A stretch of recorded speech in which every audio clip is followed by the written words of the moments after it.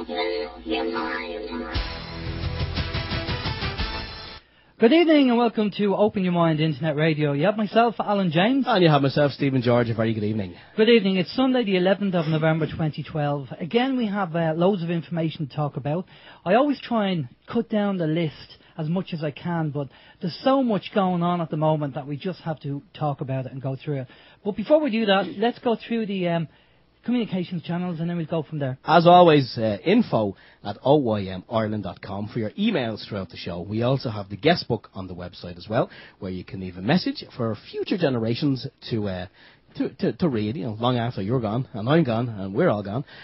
We also have the chat facility on the website as well, where a big hi to everyone who's already on there. We also have where we also monitor the chat on the TNS as well. So hi to everyone on TNS. And if you want to jump onto our chat box on OYMIreland.com, you can just go to the main page, and on the top left-hand corner you will see live chat. Just click on live chat. You can log in with your real name or a pseudonym. You can join in the chat and the banter, and you can also post any questions there that you may have for our special guest this evening. And last but not least, you can give us a call on 046 927 1212. 04692711212 if you're ringing in from outside the Republic of Ireland. 00353 in front of that. Alan. Cheers, Steve. Okay, our guests on tonight is a chap called John Weigel, and we also have Ben Gilroy on later on. We're going to be talking about direct democracy and what we can do about the current situation. Now, last night we had the radio marathon on, and I don't know whether if any of you tuned into it. We had it streaming on OYM as well, and we had a number of guests on. It went down very well. They're hoping to have the archives up shortly of the radio marathon, and we had a good load of information, good load of good guests on there. So that's worthwhile having a listen if you have time to listen to that. You had a very good guest on at, say, about 9 o'clock, yeah? Oh, yeah, we had a great guest on. Yeah, that happened to be you, wasn't it? Yeah. Yeah, OYM was on at 9 o'clock, but I was doing some of the producing as well for the United We Win team. So that was a bit of fun as well, getting involved in the producing and just being in the background rather than gabbing and chatting away, which is strange for me, because you know me, you can never shut me up, that right? Mm-hmm. Okay. Mm-hmm. Okay, so we have a few things on the list, and the first one Steve's going to talk about. Yeah, I'm going to talk about the children's referendum. Because I've had a busy day, I don't generally listen to the radio. I didn't find out until this evening that it was a yes vote. Well, I'm be honest with you, I'm not surprised it was a yes vote. I think we all kind of knew what way it was going to go, despite everyone voting no. But I also heard it was a very, very low turnout. But yeah, they got the yes vote. But as I just said to Alan before we come on live, when we voted in Lisbon, we got it wrong the first time, so the government made us do it again. Now, as far as I'm concerned, and probably a lot of other people listening this evening, if it is a majority yes vote, and I believe only like 20% of the population actually bothered to get off their derrieres and go and vote, well, I don't think that 20% is quite good enough. So I think we're going to have to do that one again, especially the fact that the government had kind of all the printed material and all the advertising that they spent the 1.1 million euro on of your taxpayers' money was kind of pumped into engineering a yes vote. Now, despite the fact that during the week the Supreme Court ruled that the government's information campaign on the referendum was, quote unquote, not fair, impartial or equal. This means the government have been lying to you and me, the whole lot of us. They've tried to railroad you into a yes vote. Ask yourself, why? Why would they do that? What is their agenda? And if they're willing to break the law, can we honestly still think that voting yes might be a good idea? I mean, the state has been caught spending your money in the attempt to force you or coerce you in their way to get the yes vote that they really, really want, because it's of benefit to them. It's not really of benefit to you or I or our children or anyone else's children, as far as I can see. But the yes vote will save the state a lot of money, whereby children, instead of kind of going into foster care where the state have to pay €325 or thereabouts per week per child, they can just kind of pass go and go straight to adoption. Therefore, they won't be a burden on the state. But they've done everything in their power to silence the no side. And I believe even Mr. Noonan, Mr. Michael Bondholder, well, that's my opinion, Mr. Michael Bondholder Noonan stood up in the Dáil chamber and publicly asked that RTE not hold a fair and unbiased debate. What are they really up to? Well, any thoughts? Well, they had the Frontline programme, which I thought was very good. But then, Pat Kenny's a waste of space most of the time anyway. But I looked at it, fair play, they did try and fight for the no vote. I mean, these people voting yes, how do you know the person doesn't understand what's going on? Well, they're the people who vote yes, for the simple reason is they don't realise that this is part of Agenda 21 and there's a bigger picture. And unless they know about Agenda 21, then they're voting in ignorance. And I think most of the people who voted probably did vote in ignorance, to be honest with you. It's like what David Icke says about you joining all the dots. I mean, I would view this referendum thing as a piece of a jigsaw puzzle. And people, I have kids, you have kids, we love our kids, we would die for our kids. And obviously some people who maybe don't kind of see the bigger picture would have just voted yes to protect children without actually looking into it. They would have thought, I'm doing the right thing. But it's in everyone's interest that you have to do the research. Yeah. I mean, no one, you can't expect the government to do it for you. Yeah, I mean, exactly. The government are not going to go, listen, we really looked into this and a yes vote was the best way to go. Yeah. You have to look at both sides. Yeah, I think definitely. To get a balanced opinion, you have to look at both sides. At this time, the way I see things at the moment, we have 4 parties and you can't rely on any of them. They're all corrupt, they're all parasitic, and they have to be removed. And that's just my belief. And, you can't tell me what to believe. Apparently in the eyes of the law. So, anyway, let's move on because we have a few things to go through. The bumper sticker campaign, don't forget, guys, if you do have a few quid and you can donate, we want a nationwide campaign to have bumper stickers on your car saying, I'm awake. Because we want to get it out there. We want people talking to people about if they are awake, and people who aren't awake asking, what does that mean? So if you can donate a few quid, please do, to the bumper sticker campaign, and then we'll be able to sell them to people 5 for 5. I think we'll probably stick to. I think we'll be able to do that. And just give them out to people who are awake and start this as a nationwide campaign to wake people up. That would be fantastic if we could do that. That would be brilliant for your help. Right, before I continue, there is a question already in from Flying Sorcerer. He wants to know, can you explain the connection between the referendum and Agenda 21? Not at the moment because we don't have time, but if we can fit it in, we will do that. Okie dokie. Okay, I'm going to talk about real quick We the People and TNS Radio. We Only Do Solutions, and that's a free workshop. I think that's the title of the free workshop, is it? We Only Do Solutions. A free workshop and a talk on Thursday, November 22nd, 2012, from 7 p.m. to 11 p.m. Psst. What the hell is psst? Where's that? It's after the time you have in there written down. Psst. Have I to call you go? No, PST. PST? What the hell is Standard Time?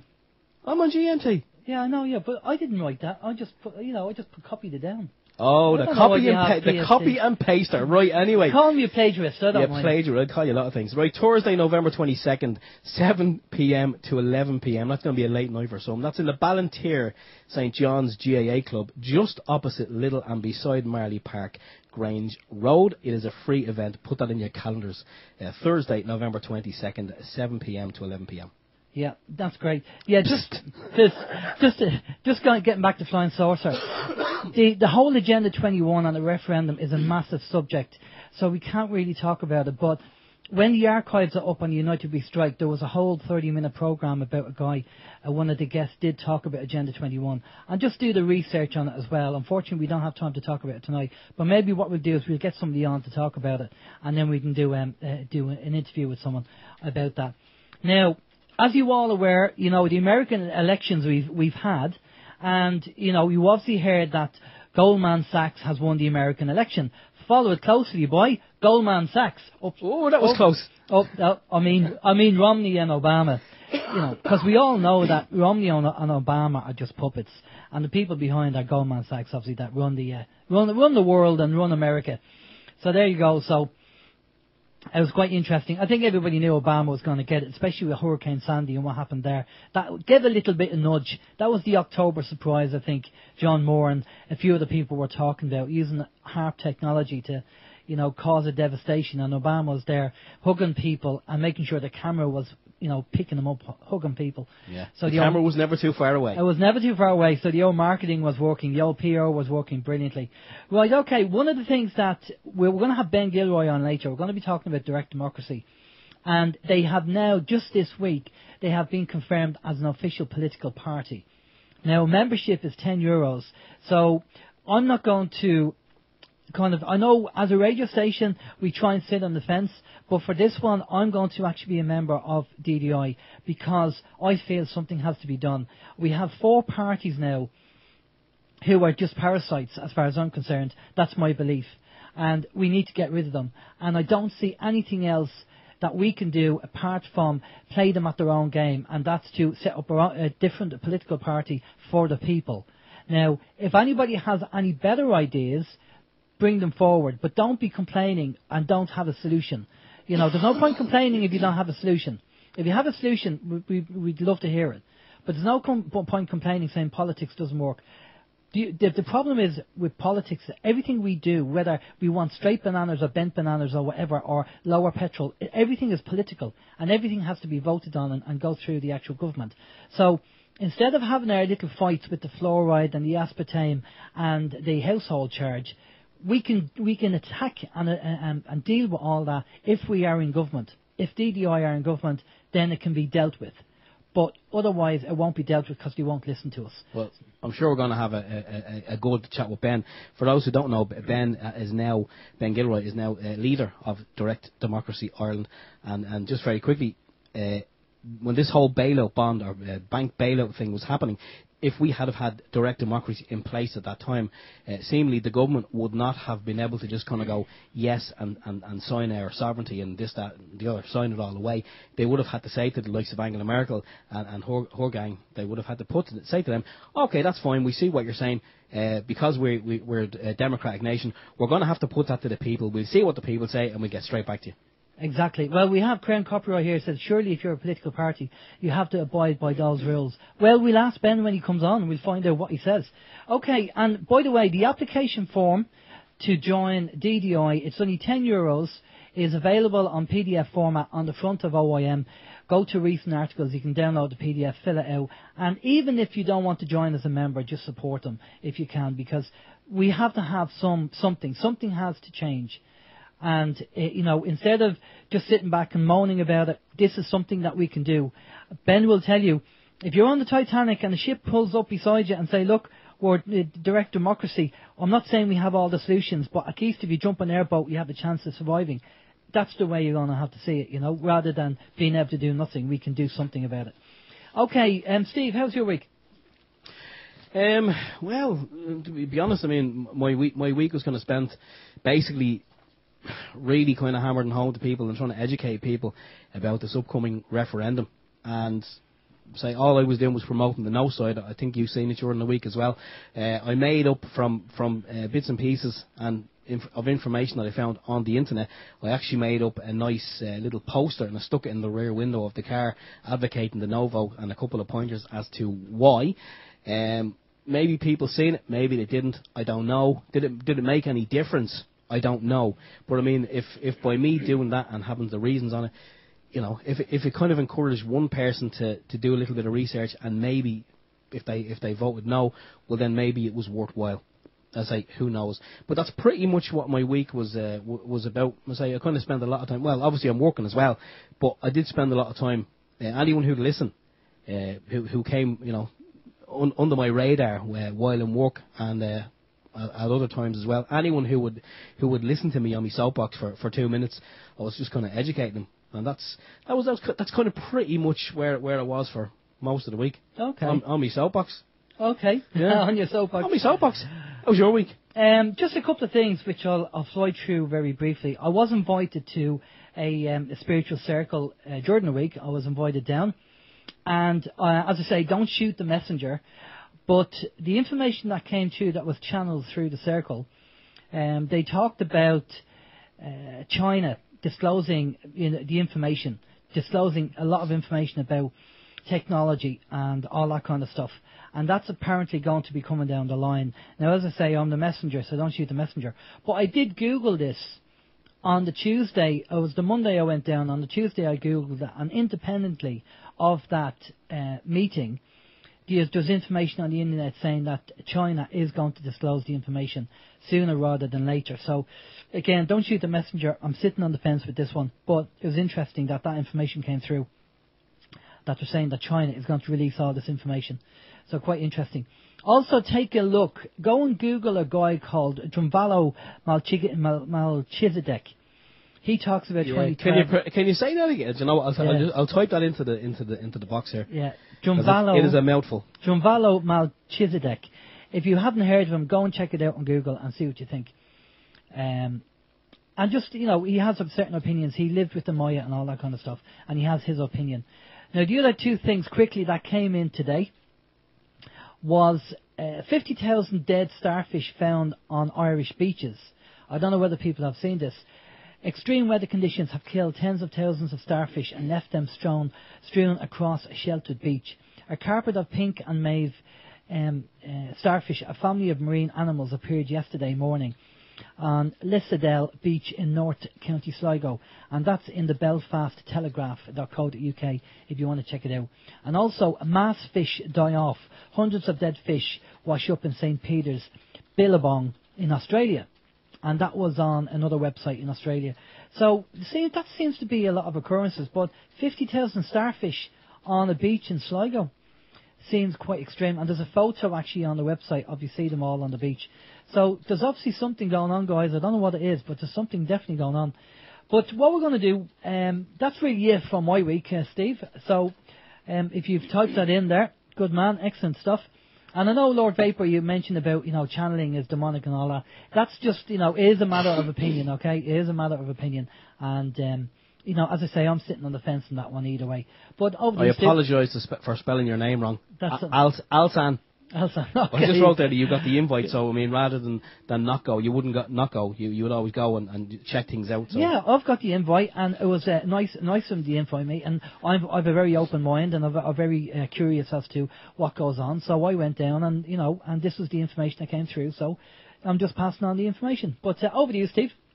Okay, well, thanks for that. 18 minutes. That wasn't too bad.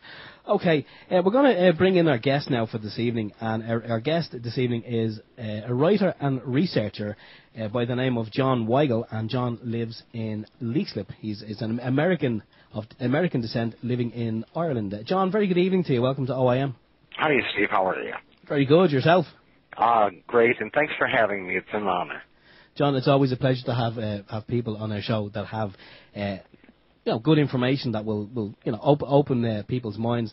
But John, before we kind of get into what we're going to be discussing with you in relation to your chosen, I was going to say your chosen subject, like you're on Mastermind or something. But can you give us, John, a little bit of background on, say, your like who you are and your waking up process, that kind of brought you to. Okay. Well, first of all, when as a young man in the States, I was a journalist and an editor. And at the time, writers were coming to Ireland. And so I thought, well, things weren't going too well over there. Being somebody who tries to dig out things that may not be popular or indeed may not go according to what the powers that be want people to believe, I wasn't terribly popular. So a move was in order, and I decided that since writers were coming to Ireland, writing was respected here and valued, and I thought, well, that's the place for me. Plus, English was spoken, and it wasn't too hot. I thought, perfect. So I came to Ireland, and I met a lovely Irish woman, and that was that. And art took second place to earning a crust. And so here I am. We've been married over 30 years, and we've been living in our house in Leixlip not quite as long as we've been married. This is our second house. And we have one son who's now out of university and got his first big job.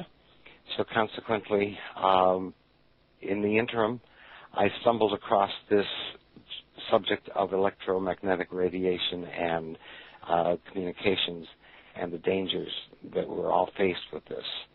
So I started, first of all, I was given a cell phone as a present, and that was about 16 years or so ago. And I made one call on it, and my ear burned. It hurt. And I thought, that can't be right. And so I tried it a second time, and it was worse. And I thought, no, cell phones are not for me. They're not safe. And I left it at that. And meanwhile, everyone else seemed to rush to this mobile telephony, and I just stayed away from it because it hurt my ear. Common sense. Absolutely. And John, that would have been obviously back in the, if it was 16 years ago, that would have been the old, in the 90s. Yeah, so it would have been the analog about phones. the time when the internet was really taking hold, and mobile telephony was really big stuff. Yeah. And did you discuss your experience, like the burning of the ear, with anyone else? Did anyone else have similar experience? Well, a couple of people said, they noticed a fullness in their ear, but they got over it, and they still use their phones. So I thought, well, fine. I'm kind of a live and let live kind of guy. I work from reason, certainly not from emotion. So consequently, if that floats your boat, enjoy yourself. So it wasn't your cup of tea, so you just kind of you didn't use it, but anyone else, you weren't kind of going around telling other people about your experience. Not in the slightest, because what someone else does with their life, it really isn't my business. I'm just not a bully, in other words. Yeah. And I believe in reason and common sense. But that experience then led me to take a look at the whole issue of mobile telephony and telecommunications. And then things started to fall into place, and I thought, well, if this affects me this way, and I know it affects other people in the same way to a greater or lesser degree, then I just keep an eye on it. And that pretty much was where I left it, for about 10 years, and more people had their cell phones, and people would say, that I was a Luddite and all of this, because I didn't believe that it could cause damage. And it wasn't as if I had only one phone. I was given 2 or 3, and it was the same with all of them. So I've stayed away from them. But it wasn't until about about this time, nearly 4 years ago, they were building a new police station, new Garda station here in Leixlip, something that we'd waited, 25, 30 years for, from the time I moved here anyway. And so we were all delighted, that Garda Síochána was going to give us proper police service. And then it dawned on me that they're going to have a mast on that thing. Yeah. And I started my research, and I thought, well, if a cell phone, logically, if a cell phone can cause me pain, then a communications mast facing my house, which it does, might be a danger. It's something I should inform myself about. So lo and behold, that is when the bomb dropped for me. I did my research. I found out basically what the technology was, what its effects on the human being are, and I called a public meeting, which 300 people from all over the country came to, and I invented Professor Olli Johansson from the Karolinska Institute. That's where they award the Nobel Prize, by the way. He's an associate professor there, and he came and he spoke, and he explained about the damage that these kinds of things can cause. Now, he got into trouble because in the late 70s, he discovered the dangers that people who sit in front of computer monitors, these are the old cathode ray computer monitors, and the amount of radiation that was given given off, and they were a particular threat to pregnant women and their babies. And from that time, then he was a black sheep. But his research forced industry to strengthen the screens. In fact, for a while there, governments and large companies were buying filters. That's right. Yeah. They'd put on top of the monitor to stop the radiation from affecting people, whoever was using them. So Professor Johansson came, and as a result, I live around the corner from Leixlip Castle, and Desmond Guinness then, after discussing his situation with Professor Johansson, decided to take the mast down on his land, land that faces Hewlett-Packard. Okay, we have Intel and Hewlett-Packard here in Leixlip. So that's pretty much how this whole thing started, and brings us up to about 4 years ago. So it's been a bumpy ride, and interestingly, there are more people aware. My take on this is that if I can convert one person a day, I will have done my job. This is such a monster of a subject. There are so many vested interests, so much money, and so much effort has gone into hiding this from the public.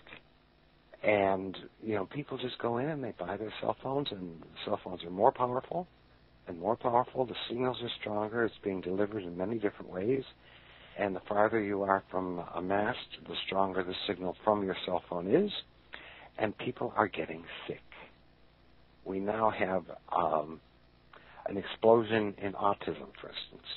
The Royal College of Physicians in Ireland has predicted that by the year 2025, half the population of Ireland will have some form of cancer. That's astounding. And that's just on that study, they're basing that just on cell phone use, is that right? They are very canny. They do not say why. Okay? Yeah. They don't want any enemies. They want to protect their own interests.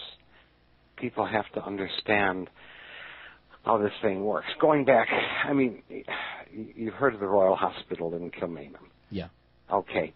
Now, the Royal Hospital, one wonderful institution for soldiers of the Empire, and the soldiers who were sick and elderly, were given a roof over their head. Yep. However, next to the hospital, and this not just in Ireland, but generally, was the Physic Garden. That is where the master and the doctors who were tending the soldiers there would make up their own potions. There was no law, and this is where pharmaceuticals were made and experimented on using the soldiers as guinea pigs. So what I'm suggesting is that there's a 400 to 500-year-old tradition of testing things on human beings. And it's part of the reason why we have so many big pharmaceutical companies here.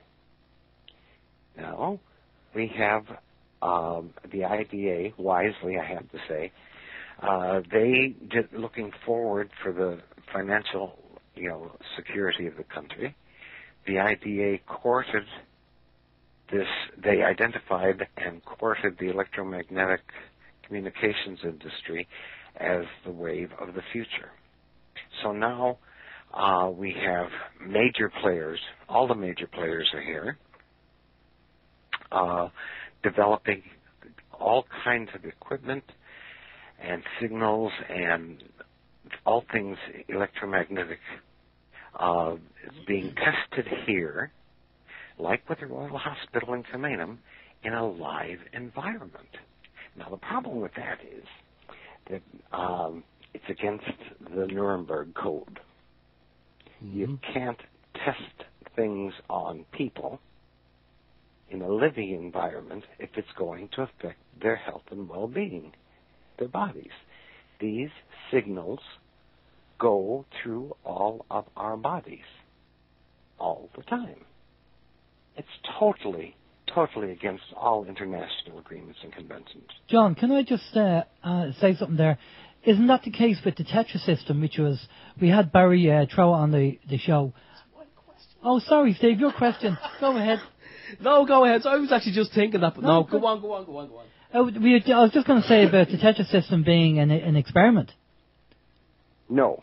The Tetra, now I don't know what experimentation they did here, but I think probably we should go back to, I don't mean to be too slow, but I want people to understand, how important this whole subject is, that microwaves from cell phones, from wireless routers, from the Garda's Tetra signal system, from any of these wireless systems that people are putting into their houses, smart televisions, all of these create signals and receive wireless signals, and all of those microwaves go through our bodies.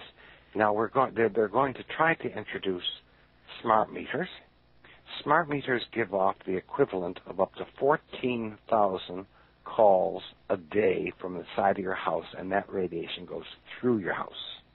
So if you have a smart meter for electricity, and if you have a smart meter for water, and if you have a smart meter for gas, these meters are all in communication with each other in a grid system.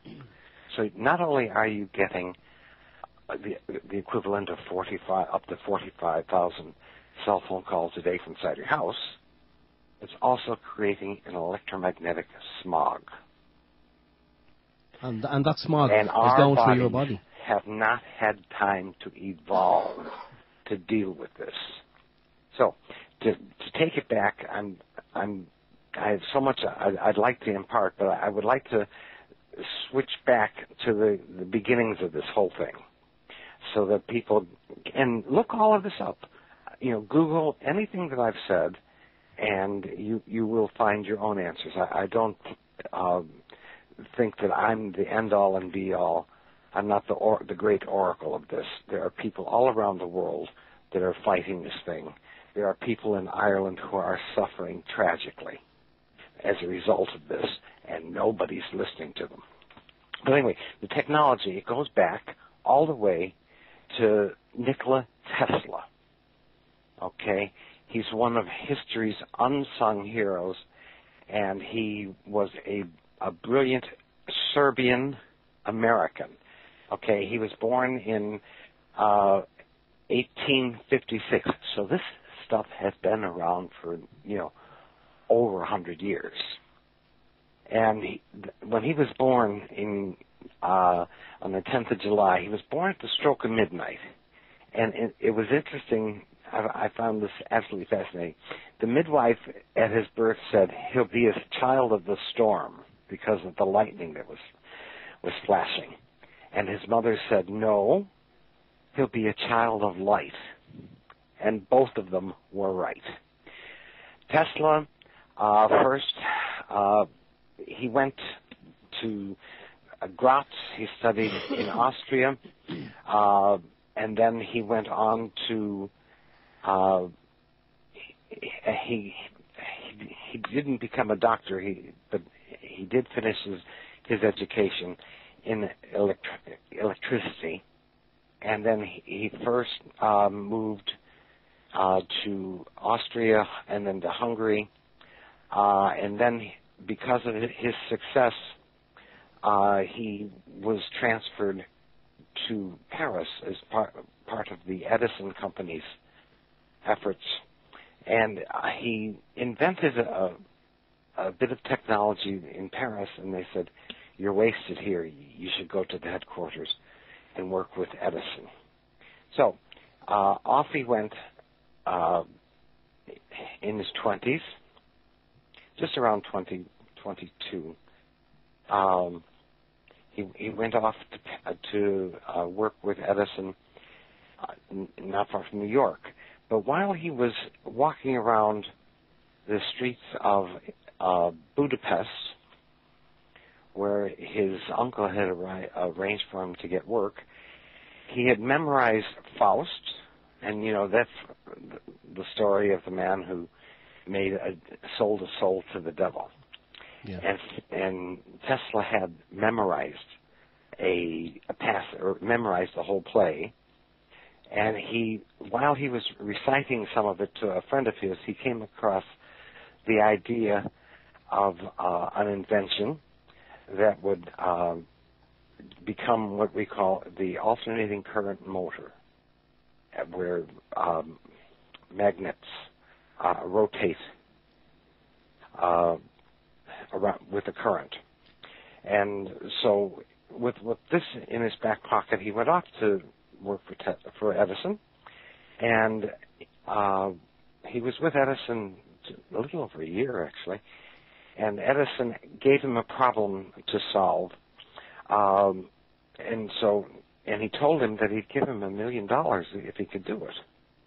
So a couple of weeks later, Tesla comes back with the answer, and he asked for his payment, and Edison laughed at him and said, "Oh, you don't understand American humor," which is a pile of rubbish, of course.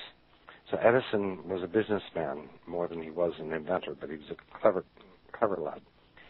So Tesla then stormed off, and he had decided that he was going to create the electricity from the hydroelectric power of Niagara Falls.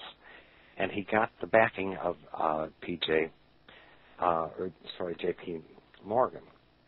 And so in the course of their relationship, Tesla came up with loads and loads of patents, and J.P. Morgan kept buying the patents. So fast forward a bit to 1892. Tesla, his technology created the first outdoor lit World's Fair in Chicago, next to the University of Chicago, and he had 250,000 Edison light bulbs, and it was the first illuminated outdoor exhibition, and all of the big names were there. The University of Chicago is a Rockefeller institution. Edison was there. George Westinghouse was there, who is now the company is a defense contractor. J.P. Morgan, and because it was such a success, everybody in the world who had any money and had the ability went there, including, say, John Jacob Astor, for instance. So international fame happened, and there was Tesla with his genius. He had this ability to envision things. There are those who say that he suffered from electromagnetic hypersensitivity as well. So by 1901, he decided he was going to build, and with J.P. Morgan's backing, a tower, a telecommunications tower. Sound familiar? Still at it. And also what he had planned to do was to give electricity for free to humanity. This tower was built in a place called Wardenclyffe, Long Island. It faces it's on Long Island Sound, facing Connecticut, outside New York City. And 4 years later, when J.P. Morgan found out that he was going to give this to the world, electricity for free, J.P. Morgan said, "Oh, no, you don't," and he pulled the plug on it. But he still kept the patents. So the patents stayed pretty much secret until J.P. Morgan and his heirs could find a way to make money off it. So Tesla then struggled the rest of his days. He died alone in a hotel in 1943 in New York. But 6 months before he died, he contacted the U.S. president and said, "Listen, I found a way to end the war. I've created a death ray." So now we have wireless transmission. We have from a tower, and Tesla knew how to weaponize it. 6 months later, Tesla was dead, and all his papers were confiscated. I've never heard of this death ray, John. That's kind of That's what they're kind of raising an interesting point there. So he invented a death ray based on the technology that he invented. Exactly. So there we were up to post-World War II. So meanwhile, Edward Teller is going around flaunting this new thing called nuclear energy and big business, a major opportunity. But the other side of it was the radiation problem, and Teller never mentioned that to anyone, and J.P. Morgan wasn't saying anything about the problems with radiation because he was going to make money off it. So enter Motorola. Motorola was the pioneer with all of this. They are a major military contractor. They produced the first wireless telephone, and I won't go through their history, but it's worthwhile looking up Motorola on Wikipedia, among other things. Yeah. And so you can see a major name in telecommunications has patents and a history. Now, you can't blame them. That's their business. They, too, were founded in Chicago in 1928. So we have Motorola invented this Tetra signal. Now, the Tetra signal that the Guards is using is it's on, and it's pulsed, which means that it's not only wireless, but it's stronger, and it's more secure, and it doesn't stop. It's on 24/7. Yeah. Now, when I was, and Brian Lenihan bought it for the Guards, even though we had asked him not to, of course, with a major player like Motorola breathing down your neck, wanting to sell their product, Lenihan caved in and bought it. And interestingly enough, it's run like a telephone company, so that every time someone sends a message over it, Motorola gets a royalty. So, but that is financial, and I'm not too worried about that. I'm worried about the actual health of the individuals who are using the system and those of us who live around the masts. Around the time that I invited Professor Johansson here, there were marches in the street in Clondalkin. Now, so far we've heard around 36 people have died, including the cleaner in the Garda station. The Garda who complained about it was transferred to Sligo, and the deaths have gone largely unreported.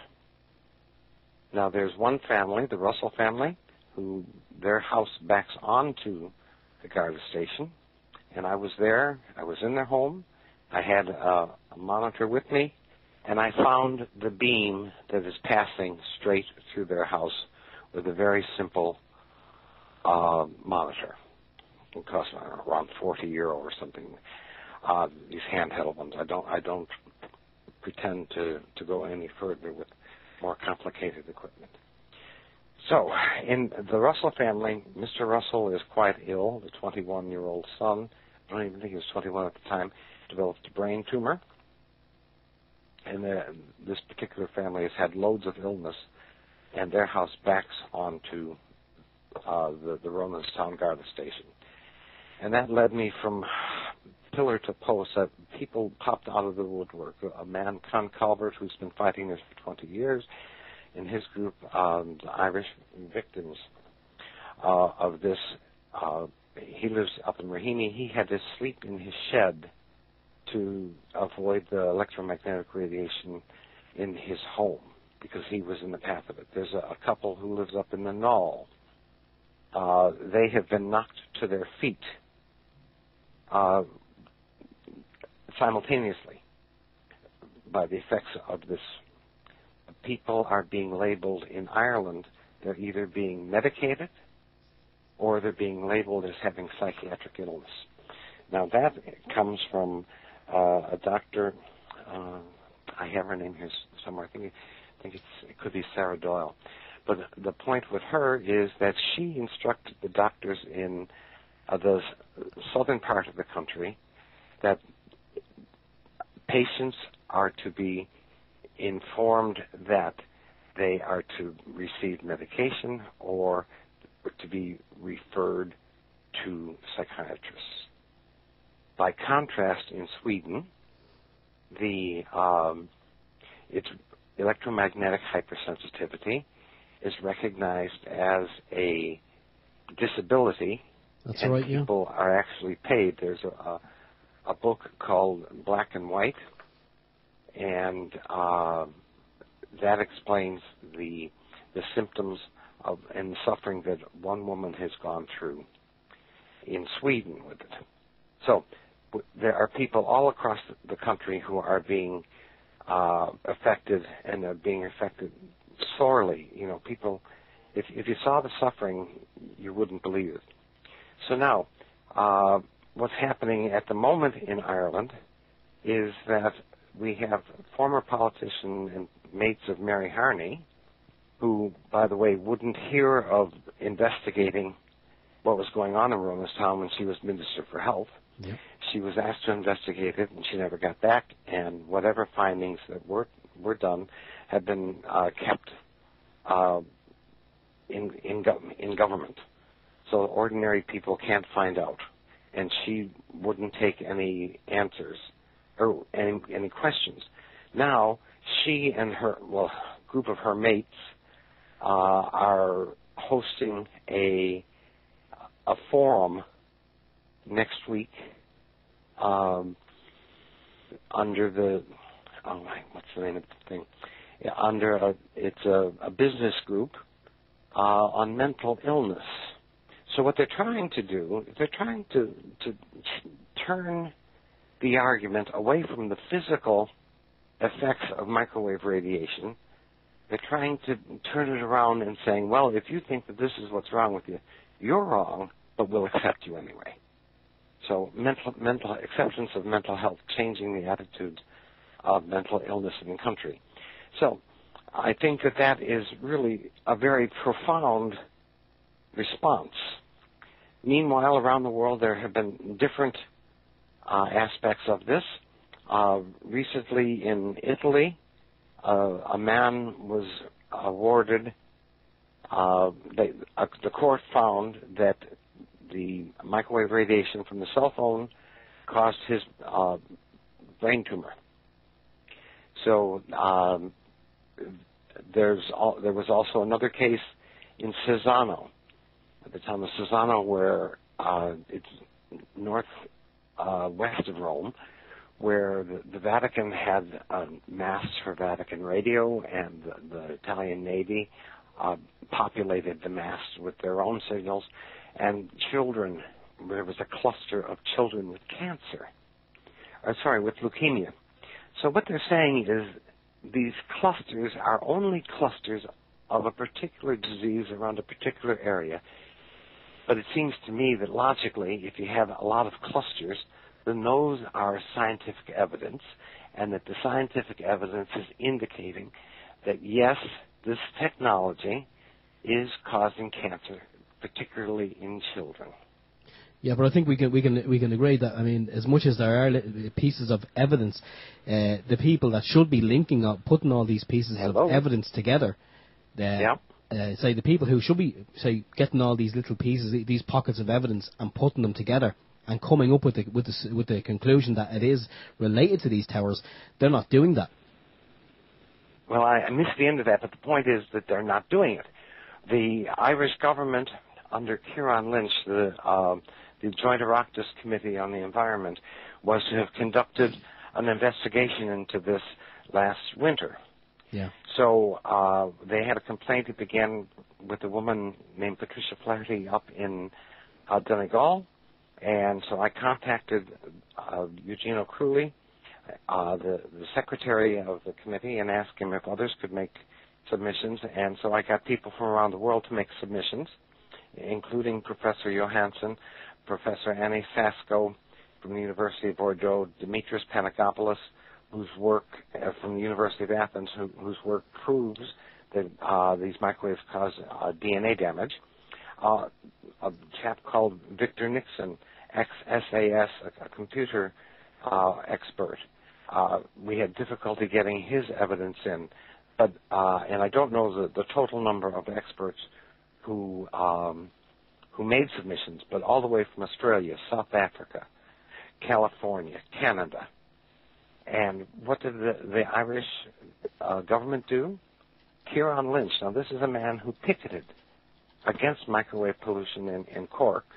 He gets into a position of power, and then all of a sudden, the committee meets in secret, and they decide, well, it's not really an environmental problem. We'll give this matter to the Joint Oireachtas Committee on Health and Children. So there's been a delay, plus they didn't discuss it. So it's not on record. On all the submissions and all the work that went into getting the Irish government to open this thing, it's a can of worms, and they're afraid of it. So I don't know where it is now with the health department or the Joint Committee on Health, but that's where that one rests. I'm sure, like everything else, John. Documentation that went in, and all the heroics, yes, and the efforts that people put into making people sit up in the Irish government went to naught. That's after the government looked for submissions. So it's nearly obvious that they were harvesting information, and we don't know where that information went. If it went to the industry, I'm sure that information will go into the public's domain. I'm sure it'll never see the light of day. But John, just conscious of the time, can you get just I think we all know that it's the cell phone towers, the radiation from them is bad. The Tetra system, that's also bad. Also these proposed smart meters, and I think I seen an advertisement recently on, I think it was one of the UK TV channels for British Gas, and they're promoting this like it's the next best thing, and they're really putting money into promoting these smart meters. So it's the smart meters as well, and even the Wi-Fi. I think it's fair to say, John, isn't it, that anything above 300 megahertz would be considered a microwave. So it's kind of everything above 300. Okay, well the situation with in terms of measurements, first of all, Tetra mass should not be within 1,000 meters of a residential area or a school or a hospital or a nursing home. In terms of frequencies, there are a multiplicity of frequencies, and it's not just one individual frequency or the power of one individual frequency. It's the compounding of all of these frequencies. And the smart meters are just the icing on the cake. They are to be implemented in place, and this is worldwide, not just Ireland, and which suggests another agenda altogether, by the year 2019. 2019, so yeah. That's not too far away. No, well, when you consider that the Royal College of Physicians in Ireland says that half the population in Ireland will be electromagnetically hypersensitive by the year 2015, what does that tell you? Well, I'm sure that tells you that medicine knows, and they're protecting their own backs. They're not going to jeopardize their own prestige and incomes by pushing this, which is self-defeating because they're going to suffer just as much as the rest of us anyway. But they know in the lead-up to this, even 4 years before it's totally implemented, half the population in Ireland is going to be electromagnetically hypersensitive, and 6 years after this thing is implemented, half the population of Ireland is going to have cancer. And I'm sure, John, I think we can agree too that with all these changes that's going to happen to our DNA from being bombarded with these microwave signals, I mean, I'm sure at some point we will notice that the birth rate in the country is going to drop, because I'm sure people are going to be sterile, and then people who do have children will probably be born with deformities. Exactly. Autism at best. And that's what Dr. Dimitris Panagopoulos came up with, his research. And every scientist that comes up with evidence that's opposed to this technology winds up in trouble.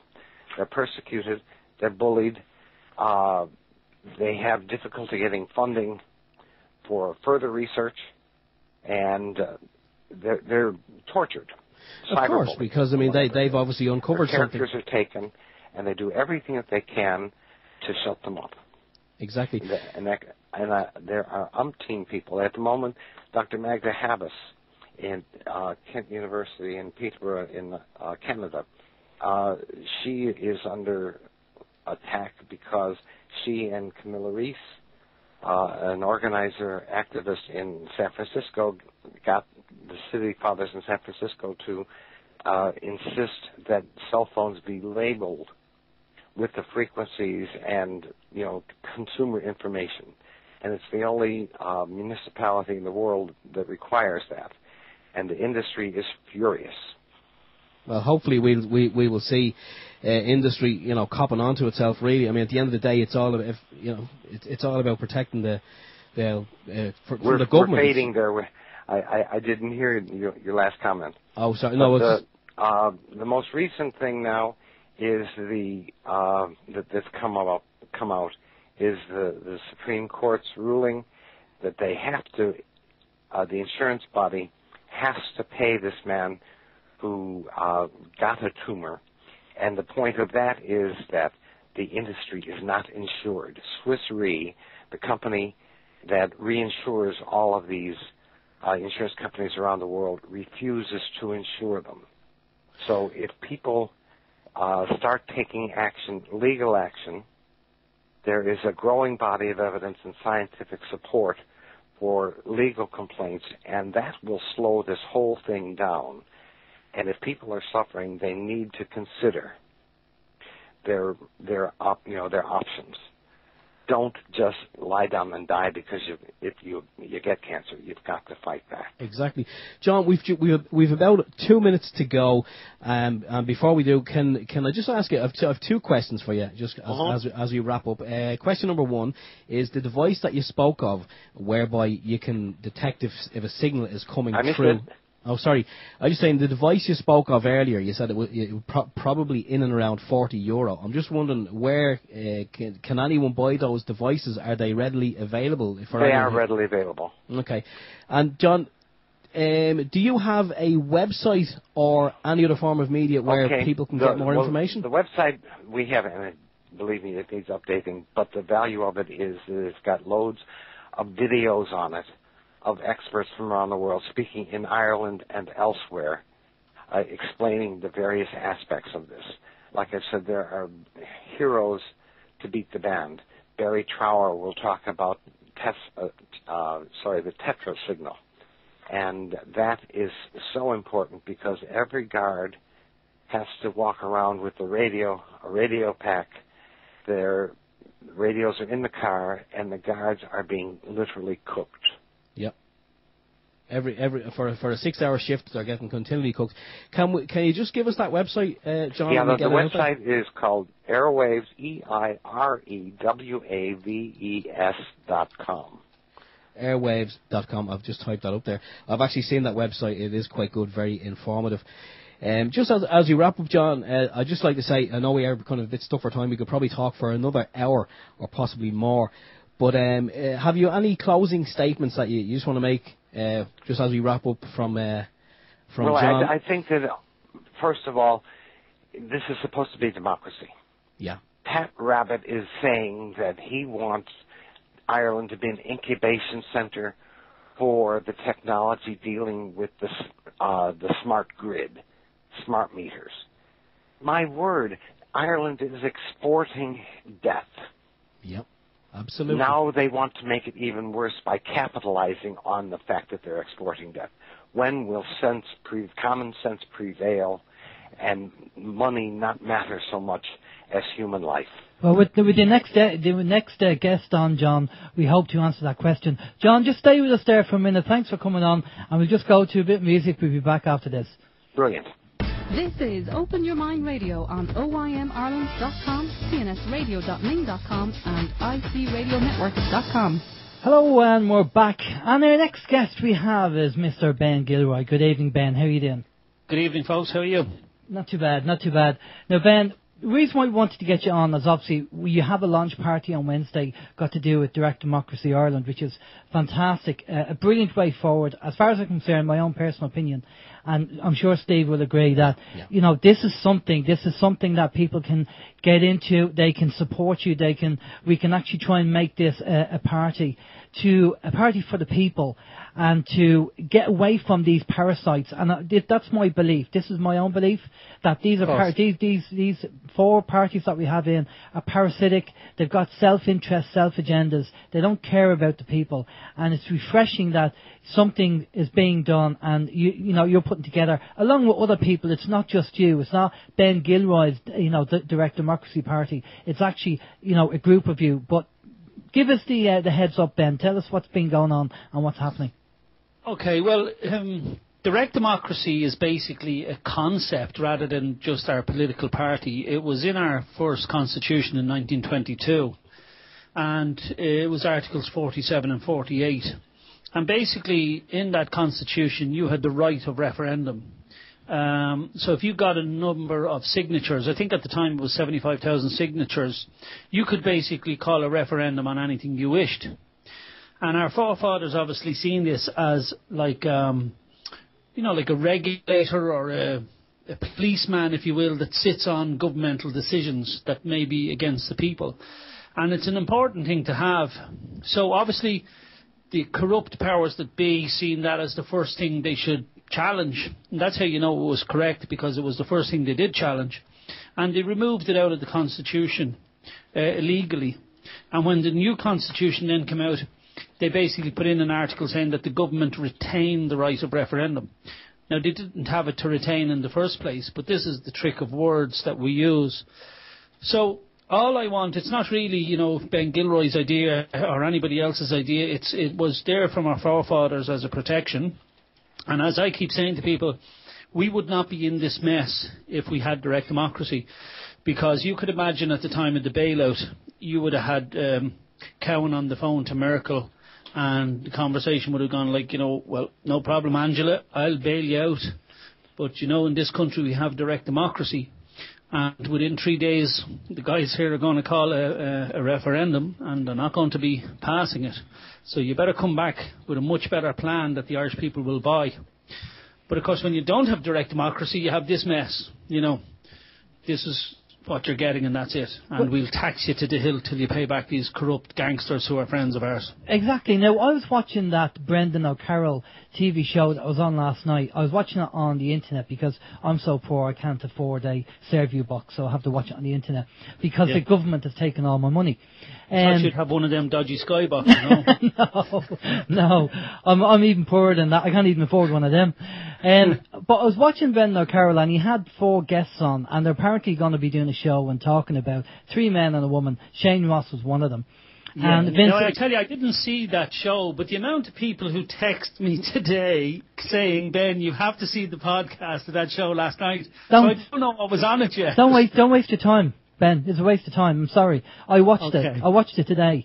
Vincent O'Toole were saying, we have to make a stand, and what we have to do is, say to Europe, we're not going to give you this 3 million. And I'm thinking, so who's going to say that, Vincent? Yeah, that's who's going to, are we all going to the gallery, isn't it? No one's actually doing it. We're all saying it. Yeah. Everyone's great at saying it, but no one's actually doing it. I felt like, saying, well, what do I go up to the door at the gate and go, Mr. Noonan, we should not give them 3 million. What's he going to do? He's going to stick his fingers up on me and say, on your bike. I mean, this guy, I don't know, I think he writes for the Irish Times, but I'm sorry, I don't think he gets it. I really don't think he gets it, These guys don't give a damn. Yeah, we spoke just before we came on air, and I was saying to you that, look, we all know what's wrong, and we're great at complaining. If there was a complaining Olympics, I think we said we'd come second, and then you suggested we might come second, third and fourth. Begrudgery, the begrudgery competition. We're so bad at complaining. Exactly. Well, as I said, we're saying that whoever complains now should get a punch in the face. There should be a law passed that it's legally okay just to punch someone in the face now that complains anymore, because complaining is stopped now. We have to do a referendum and put that in. But the gas thing is, what you're doing, I think, is fantastic. And we do have a lot of people love complaining and whining. And as I said to you, and we were talking earlier off air, and one thing that I learned a long time ago was that when I was in the IT industry and working in the corporate business, was I was told, don't come to me with a problem. come to me with a problem and 3 solutions. Now, I know there's people out there, and they're going to have a go at Ben, and they're going at directive democracy as well, and go, another political party.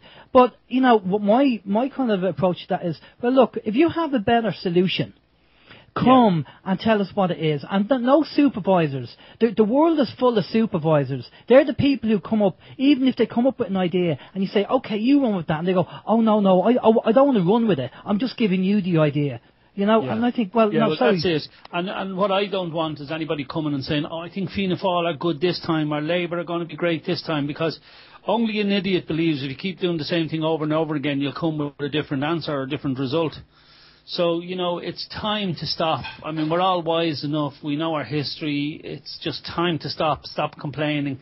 And trust, you don't have to trust Ben Gilroy. Somebody on the internet said to me last night, why should I trust you? I said, you shouldn't. I mean, that's the truth. You shouldn't trust me. But the point is, trust yourselves and trust your forefathers who left you that mechanism for safety. And all you have to do is trust yourself after that. Yeah, definitely.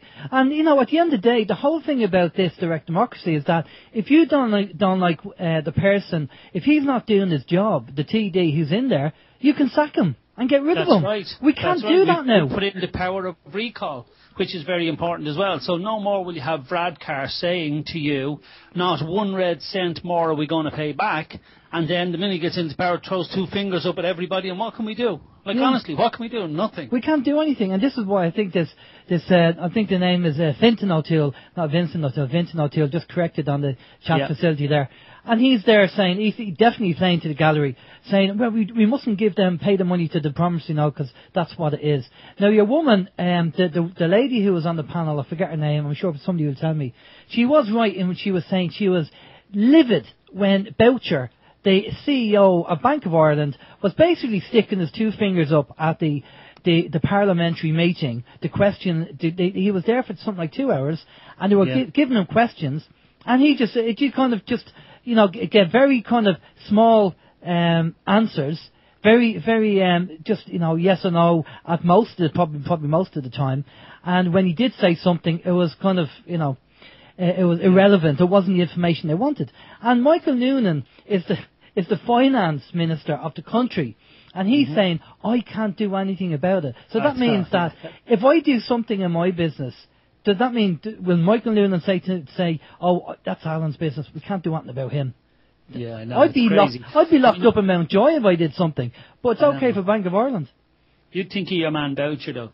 When the banks got a bailout, the minister said that no one in the banking world was to be paid more than 10,000 a week. Now imagine even 10,000 a week, considering they got us into the mess, right? That somebody in the bank should dare pay themselves 10,000 a week. And within a few months, your man Boucher is now paying himself 16,000 euros a week from our money.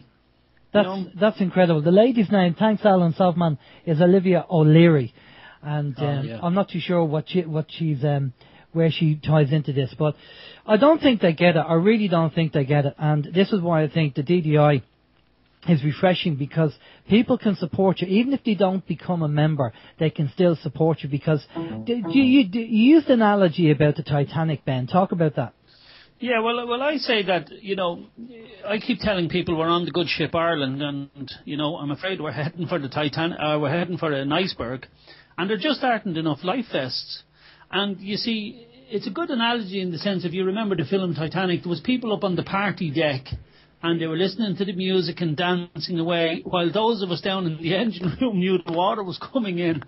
And all I'm saying to people is, look, there's another ship in the water, and it's called direct democracy. And all I can tell you is democratic. I'm not even sure where it's going, but I do know it's going in a different direction than the iceberg. And I'm saying to people, get on it. If you don't even like the name, we can change the name. If you're not sure of the direction, we can change the direction. But it'll be done democratically. So most people on the boat will say where it's going, because I believe in the intelligence in numbers, or sometimes it's referred to in, I think you did a bit of that, wisdom of crowds and stuff like that. Yeah. Well, I liked your analogy. What you said today was quite poignant, and I think people should realise this. There's a lot of groups around Ireland, and they're campaigning for, if it's fluoride, get the fluoride out of the water, aspartame, it could be the household charge. And all these things can be changed with a new party going in. Yeah, absolutely. That's what I keep saying to people. Like, I know some great people in the fluoride movement, and some of them are in it over 10 years, and they're no closer today in getting rid of fluoride than they were 10 years ago. And what I was saying to them is that, like, if you get on board a direct democracy and we get that issue put back into the Constitution, because we don't have another issue. I mean, we have policies, obviously, that I think if you didn't agree with them, there'd be something wrong with you. And I don't mean that in a big-headed way. They're just common sense things like Ireland should be the organic food centre of Europe because, we give out about the weather, but one thing the weather gives us is very fertile land, probably the most fertile in Europe. And we should be the organic food centre instead of paying farmers to leave fields bare while 1 in 4 children go to bed hungry. So that sort of thing, you just couldn't argue with that sort of thing, But the fluoride issue, I was saying to them, look, if direct democracy puts power back in your hand, that now you have a mechanism. Let's say I'm for fluoride in the water. I love the taste of it. I love the scum it puts on the tea. I love my sparkly white teeth because of it. And I love the way I can sleep really well with it, okay? So, and you're against fluoride. Well, all I'm saying to you is, whether you're for it or against it, is that I'm giving you a mechanism. In other words, I'm giving you the power in your hands. And it's not me. I'm only trying to return what your forefather gave you. I didn't mean that in I'm given to you. But I'm trying to give you back power that your forefathers gave to you, where you actually have a say in this country of what do you want this rat poison put in your drinking water. And let's say you win or lose. It's irrelevant in the overall picture, in the sense that you had your say. Now, the rest of Ireland didn't agree with you. That's too bad, but at least you had your say. You got your issue out, and maybe you didn't do a great campaign or whatever it was, but at least you had your say, and that's what democracy is. It's about having a say. See, we have a vote, that's all. We don't have a say, and people confuse that with democracy, but that's not democracy, just having a vote. Okay, we have a question here on TNet from Duck Dodgers, and he says, what if the majority want forced medication? Who will pay for the fluoride tablets?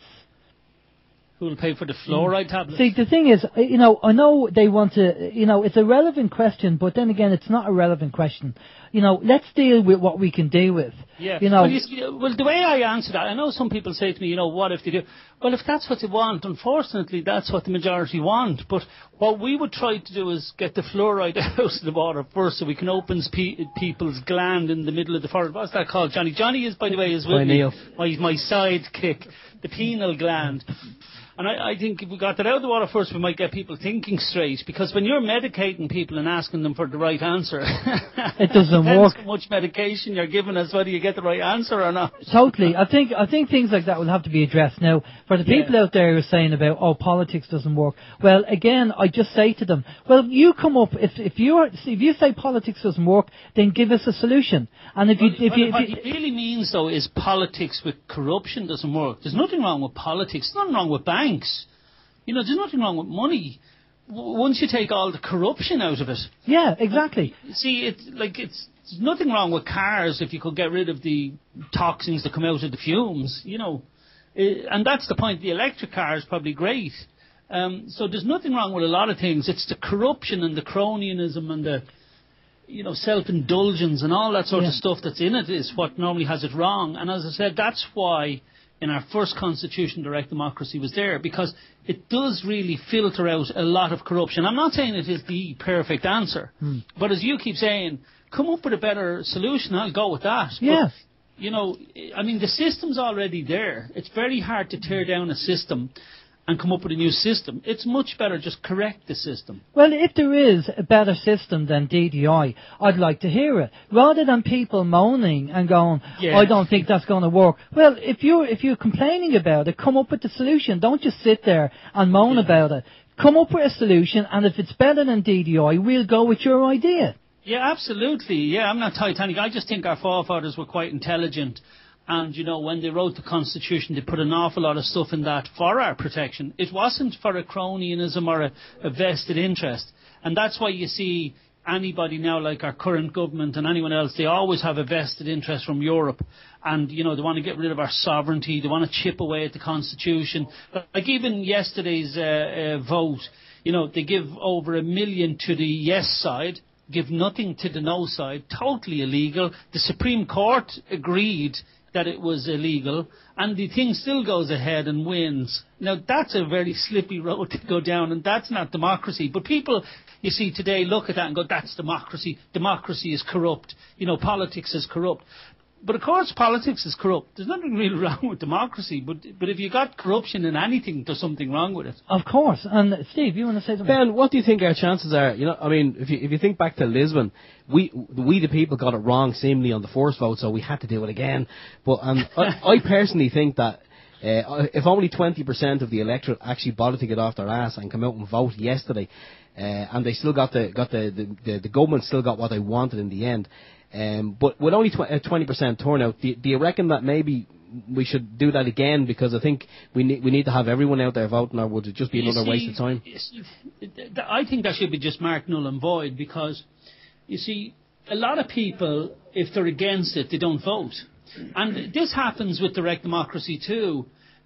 Basically, let's say we were having a vote tomorrow about whether we should grow rapeseed oil and filter it and have it at some of the petrol stations as a choice of fuel. And let's say only 10% of the people turn out. Well, only 10% of the people then are probably interested. Now, there's nothing wrong with that per se, but yesterday, because there was only a yes promotion, there was no posters. You've seen that around, right? Yeah. In any town you were in, from north to south, there were only yes posters. That's illegal. Now, we met a lot of people today who said they didn't vote because they didn't understand the issue, right? Because there was no side promoting, right? So they didn't understand the issue. But also, they said they didn't trust the government. And I think that's the apathy that we have. And we have to address that too. But at the same time, if you don't trust the government, you don't vote. And that's just it. And it's terrible, because I was only saying to Johnny earlier on today, I said that, if you could have a government that you could actually trust, wouldn't it be great if they just said to you, look, I think we should all vote yes on this, and that you actually trust the government to do it? That would be politics in an ideal world. But because everybody's so corrupt now, you're nearly looking, even if you don't know the issues, and you think, what's the government saying? They're saying yes, okay, we'll vote no. Yeah. That's really a crazy way when the government is supposed to be representing you, Well, it's the local interest again, the TD's self-interest, their own agenda, and politics is becoming synonymous. I think that's why I put my teeth in with corruption, and self-interest. And obviously, we hear about these politicians and TDs getting massive pensions. I mean, they go in for 4 or 5 years, and then you get these massive pensions. And it's just ridiculous. But, Ben, we have a couple of sound bites which you asked us to get us. And, we can play these if you want. We'll play the first one if you want. And basically what it is it's Gerald Celente came over here. He's a financial expert from the Bronx in New York.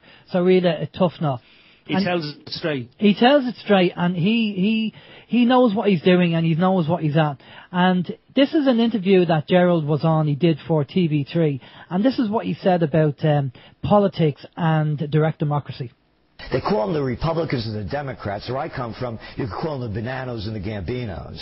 Really. It's the same. It's a gang of 535. That's how many congressmen and senators there are, telling 312 million people how to tie their shoes.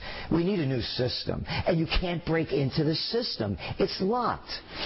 So you don't see, certainly in our lifetime, that there would ever be a viable third party? There could be. And I believe there are other ways. The model that I see that works the best on the planet is the Swiss model, direct democracy. I talked about voting. If we could bank online, we certainly could vote online. If we could move trillions of dollars a day around the planet, we could secure our votes, considering, of course, in the United States, they can't count votes very well anyway under the current system. So direct democracy means if you want to go to war, let the people vote. You want to bail out the banks? Let the people vote. Let the people vote. That's what they do in Switzerland. It's not a bad place, Okay, so that's Gerald Celente's take on direct democracy in Switzerland. Yeah. Yeah, you think I paid them, wouldn't you? Well, there you go. But there's no, you can't argue with that logic, though. I mean, if you want to bail out the banks, ask the people. Yeah. And that's it. No, you have wisdom in numbers. Otherwise, the minority should decide. I mean, if you're not into direct democracy, what you're basically saying is the minority should decide. Yeah, definitely. And I mean, if you look what happened in Iceland, although they don't use direct democracy, the president of Iceland asked the people, it went to a referendum, and they said, "Do you want to bail out the banks?" And 73% said no. So Yeah, but that was direct democracy, actually, because that's what it is. It's, on an issue, you ask the people. Yeah, But the only thing with direct democracy is, I mean, that's it actually working. But with direct democracy, you actually have the right to call it. You don't have to wait for the president to ask. Yeah. You can bring up the issue. That's the only difference. But I mean, that's why in Iceland they just said, no, piss off, because that's direct democracy working. I mean, the mechanism that we have to put in is where we can call it so we have the power. Because right now only the government can tell us when an election is going to be called or a referendum is going to be called. And then, of course, they spend their own money on their own side and give no money. And remember, it's taxpayers' money. And they do that just to promote their own side, Exactly. And the one thing about, I mean, again, I have to go back to and say it to people again, that all these groups around Ireland are doing a fantastic job. But we have to change at the top of the pyramid. And the top of the pyramid is to have another political party for the people. To get rid of the four that we have and put in a party for the people. And once that party is in, then we can start implementing things like MPE. The mathematical perfected economy. We can Absolutely. get people over like Mike Montagna. And we can apply that. We can get out of Europe. We'll still trade with Europe, but we can go back to the punt, create our own currency again, and be as self-sufficient as we can, but we can still trade with Europe. There's no harm in that. Is it not just a case of having someone to listen to? I mean, as it stands, the four parties that are here at the moment, no matter who's in power, so we can have the people who are protesting against the fluoride, we can have someone else protesting against something else. But at the end of the day, even strength in numbers, you can have 1 million people protesting against fluoride, but if they're going with their information to the government aren't listening. So therefore, if the government aren't listening to the people, it's time to change the government. And if all the parties are doing the same thing, well then maybe it is time for a new party like DDI who will listen to the people. And as regards the new currency, don't even bother with the punt. I mean, the punt. I think the new currency should be called the Gilroy. No, please. No. That would go into egotism, and we've been for that in politics. Exactly, egomaniac. But I will say that there's so much that we can do and that will trickle down once the party gets in. And obviously, it's very, very important for obvious reasons, Ben. And I don't really have to say this, but I will say it anyway. Is that DDI has to be completely transparent. Absolutely. I mean, what we like about DDI is that. We were just saying, we want people to set up offices around the country. Now, we have a few where businessmen just gave us a free office, no strings attached. They just love the idea of DDI. Now, if anybody, say, brings an agenda, let's say we meet up with the fluoride people and they say, oh, Ben, we want this fluoride thing in. And I'm saying, well, hold on a minute. This is about direct democracy. Now, I'm anti-fluoride too, Alan, as you know. Yeah. But in the interest of fairness and what direct democracy stands for, if you keep it pure, you can get all your issues sorted. Because when you come in and you say, I want the fluoride out and I want the fluoride out, and I go, well, hold on a minute, let's get direct democracy in. Then you have the power back in your hands to do and affect change. But if you come in and say, I want the fluoride out first, you're actually putting you're actually putting the cart before the horse. So keep the horse in front of the cart, get the direct democracy in, and then if you have issues about paying back bondholders, staying in Europe, the euro being a fiat currency and crashing all around us, our businesses and farms being repossessed from the north to the south of the country, and our governments just like puppet masters of Europe. And when I say Europe, I'm talking about corporate Europe. I'm not talking about our lovely friends in Spain and Greece and everywhere else. I'm talking about corporates, the Barosas and these clowns that Nigel Farage does have a good go at. They're the clowns I'm talking about. These money junkies. Exactly. As Celente said, these money junkies are like any junkie. They'll rob, steal, do everything to get their fix. Exactly. That's the issue. So once you keep it pure, it's very hard then to actually corrupt that. Because if I say to you, right, we've got direct democracy in, what is it you want, Alan? Well, unless I can actually rig elections and everything, I mean, the people will have their say. And what I love about it is it can work on a local, national level. So let's say they want to build a bridge here in Navan over, actually, just that analogy, somebody said to me, a politician is a guy who wants to build a bridge where there's no river. But anyway, let's just say you want to build a bridge over the river here in Navan. There's no point asking everybody in the country, what the hell would it matter to anybody in Tralee whether you're building a bridge over, in Navan, or save Navan Hospital? Why would anybody in Tralee care? So you would just have your local election in Navan. Exactly. Of course. And it's really easy to do. You'd have your local government, which you report to the main government, which makes sense because people, down the south of the country aren't interested in what happens in the north. Now, the other thing that obviously, which is a great thing with this, is that if you are the elected TD for the area and you don't perform in the job, then they can remove you. The people can remove you on a local level. That's right. You get enough signatures and they can ask me to be removed. Exactly. And there's nothing wrong with that. Why should I have a fear of that if I'm telling people I'll do a job? I mean, if I ask to come around and paint your fence and you say I'll give you €300 and you see me, messing with your dog in the garden, no intended pay, you're still going to pay me at the end of the day? Of course you're not. Yeah. But in politics you do, and that's crazy to me. It seems, as I said, I think I said to you today, politicians get rewarded for their incompetence. Yes. And there's no job that I've ever worked. To the regulator, Alan, the regulator of this country, because this just gets under my skin. Yeah, I know. Well, I mean, we had Neary here, a regulator, and because he's part of the little funny handshake club, you have a regulator in this country, and who was paid good money, very good money. Now, I don't mind paying good money to anybody who's doing a high-profile job and doing it right. But he was paid and not doing the job right. And probably that's as kind as I can be. And then I think he should be in jail for treason for what he has done to this country. And what do we do then? We go and give him a 600,000 bonus. Now, Alan, I come from the real world where if I ever get a bonus at work, first of all, it'd be a shock, and I always try to do my job well.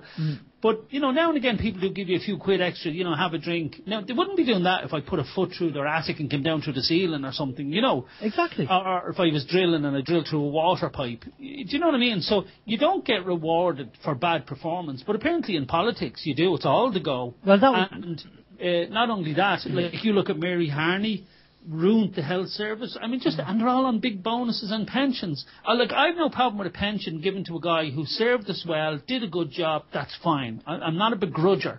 And in Ireland we tend to have begrudging blood because it's just from our forefathers as well. One of the good things they didn't give us. but having said that, we should maybe try to stop that. But there's nothing wrong for a job well done, a guy to get a proper pension and all that. But if a guy's not doing his job, I'm sorry, like in the corporate world or in business world or any small business, you get your marching orders, and that's the end of the matter. Well, one of the questions here on the TNS chat was, what happens about the people who disagree with, if, people have a referendum and there's other people who don't agree with it? Well, that's democracy. That's the whole thing. Yeah, because otherwise, if you're against democracy, that's fine. Do you know what I mean? And maybe democracy is not the best way forward. I don't know what is. I think maybe I should be dictator. Yeah. Well, it's better me have your money and tell you what to do than someone else that you don't like, Alan. Isn't that right? Yeah, that's cool. Communism always works. No, I mean, this is the thing. You're not saying that DDI is the end all of. That's it. Let's go to DDI and that's it. If there's a better solution, please tell us. Yeah, I'm not even saying democracy is the best way. Maybe it's not. But right now we're a democratic state, and of all, if it works well for the people, that's different. You see, I keep saying, the government is only the trustee of the state, okay? We are the beneficiaries. Now, hands up how many people feel like a beneficiary. You see, there wouldn't be too many, and that's the problem. There's too few feel like a beneficiary of the state. Yeah, and definitely. That's what the problem is. Definitely. And actually, the trustees have become beneficiaries, you know. And that's just not allowed. And they're actually getting drunk on their power and their arrogance. Yeah. And that's what's happening. And then, I don't know, I really don't understand these people that because their great-grandfather voted Fianna Fáil, I'll keep on voting Fianna Fáil, without even looking at how bad they ran the country. And now we have Fine Gael. Yeah, that drives me mad, because I actually seen the polls and Fianna Fáil now are on the way back up again. Yeah, no, we have See, to. It's this tweedledee, tweedledum. Like, we get in, the fluoride kicks in after a year or two, we hate Fine Gael, and then we think, oh, Fianna Fáil weren't so bad. Well, and then they get in, and of course the fluoride kicks again, and we forget, and then we think, oh, they're terrible, get Fine Gael back in, you know, and it's this cycle, and that's why I keep saying only an idiot will keep doing the same thing over and over again, expecting a different result. Well, here's the thing, Ben, right? Now, you know, the last time, when we had Fianna Fáil in, there was 16 senior ministers around the table. Only 2 of them actually had run a proper business. One was a bike shop, the other one was a co-op, right? Now, if you want people to run something, you know, I mean, I'm saying DDI, you know, you probably would need to hire in people, but if you're going to hire somebody, you'd hire somebody like Peter Jones or Theo Pafitis, on people who know how to run a business and how to run a successful. Sorry, not Michael Ryan, it's Ryan there, but you know, Michael O'Leary. Michael O'Leary, yeah. Guys like this. I mean, you mightn't like him, but he's a good businessman. Yeah, and he's making a profit. Yeah, of course. Yeah. So, and these are the people that we need to look at as consultants, not some jumped up. Now, I'm not going to knock the college people, but you know they have a load of theory, which is all the book, but no practical work. Yeah. And unfortunately, I've worked in the corporate world, and I've worked with these people. And at the end of the day, you get your rewards based on your performance, and you have objectives, and you have to reach your objectives, and then you get assessed at the end of the year. And if you have done good or even better, you get your pay rise. And that's the way it should be with TDs. You have your mandate from the people. You go in and do your job, and if you're good, you stay on. They vote for you again. If you're not, you're kicked out, and somebody else takes over. That's the way it should be. Yeah, exactly. You know. Hold on, Johnny here just wants a quick word. All right. Hello, Paul. How you doing? Hi, Johnny. How you doing? Alan, can you hear me? I can indeed. Go ahead, Johnny. Alan, I think one of the issues that we have to face is that partly us as a nation and the people have to take some of the responsibility. And what I mean by that is we done nothing. We sat back and allowed them to create this situation.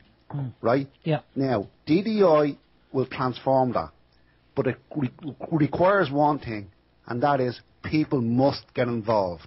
There is no point in sitting at home in your armchair, whinging and moaning and complaining that Ben isn't doing this and we're not doing that.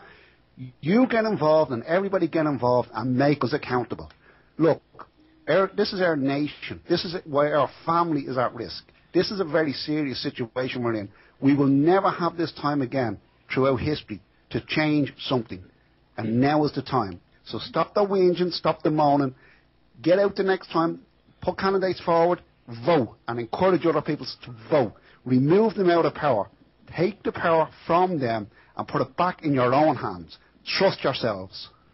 Exactly. I do agree with you, Johnny. You know, moaning is over. There's no point being barroom politicians and just moaning about it and go, oh, that's just the way it is. It's not the way it is. We can change it. But we have to actively go out and do it and get involved. And even if you don't want to be a member of DDI, just support the group and tell people that when people moan about the government, just say, by the way, there's a new political party called DDI, and this is what they're doing. Back with the answer. Exactly, and give them the solution. Now, what we're going to do is we're going to play the next part of. We have another soundbite of Gerald Salenti. He was over here doing a show with the One World Chronicle. The guys in the One World Chronicle did a great job. Gerald came over and they had a video link with Alex Jones, and this is what Alex was talking to Gerald about. So joining us right now is Gerald Salenti. And Gerald, tell us exactly where you are in Ireland and what you're doing over there. Alex, I'm in Dublin, Ireland at the One World Chronicle Conference in Ireland. They have a number of issues that they're dealing with. One of them, of course, is the bailouts of the banks, which are totally illegal. They're just taking the money from the people and giving them to the banks. But there's actually been no deal made at all between the banks that knew what their risk would be and then shaking down the people for all the money. So there's a real, how I've been talking, Alex, about direct democracy? Well, Direct Democracy Ireland is taking hold. DirectDemocracy.ie. The people are fed up with it. Look what's going on in the States. As you know, this is the first time I have not voted in an election. Who could call this a democratic election? These clowns can't even count the votes. The whole game is rigged. The systems are breaking down. The people in Ireland are feeling it. They want no part of it anymore, and they're ready to rise up against it. And so what I'm over here talking about is the collapse of the currencies, the breakup of the European Union eventually, but more importantly, Ireland joining with Switzerland to start moving forth with true democracy, where the people will have the right to vote rather than it being controlled by the gangs that are controlling it now. So there you go. Gerald Sedenti says we have politics, but it's gangs that are controlling it now. Of course, yeah, and that's why I'm not anti-Europe in the sense of European people. I mean, we go on holidays and European people are lovely. You see the Greece out rioting, the Spanish are out rioting, the Portuguese. They're our European colleagues and friends. It's the Barrosas and the Merkels of this world that are the gangs that we're talking about. Yeah, and I love the way he uses, the shake down the people for money. That's New York gangster talk. He did say we're linked to Switzerland and stuff like that. We're not.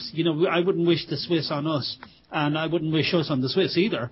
Direct democracy will be run the Irish way, and it was left to us by our forefathers. So I don't want to be, copying any model or anything like that. It was ours in our own way, and we'll do it our own way as was intended. Because, some people have issues with Switzerland and stuff like that, with German stuff and everything.